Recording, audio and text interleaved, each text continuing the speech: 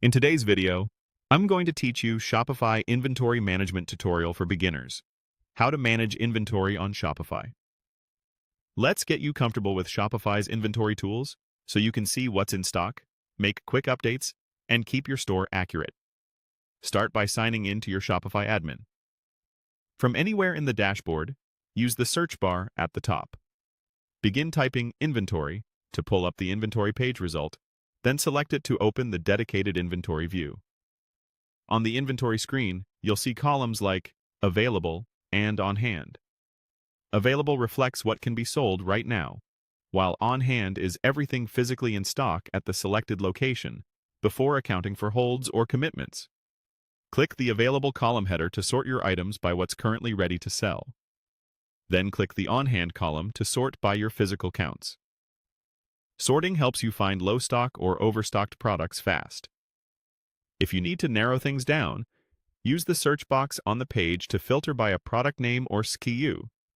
Once you spot the item you want to adjust, click directly into its on-hand quantity cell. This opens it up for editing. If you want to change several items at once, choose Bulk Edit. The Bulk Editor lets you work across multiple products or variants in a spreadsheet-style view. Click into the highlighted quantity fields you want to change and type your new values. If you'd like extra guidance while you work, select the Learn More About Managing Inventory link. It opens Shopify's help article with definitions, examples, and best practices. After reviewing, come back to the editor and continue by clicking into the fields you intend to update. Make sure you're editing the correct location if your store uses multiple locations. When you need to adjust relative to the current stock rather than overwrite it, open the adjustment options and choose Adjust By. This is great for quick changes like restocks or shrinkage.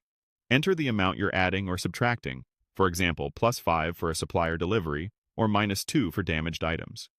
Double-check that the numbers look right across all selected products. When everything is set, click Save to apply your changes.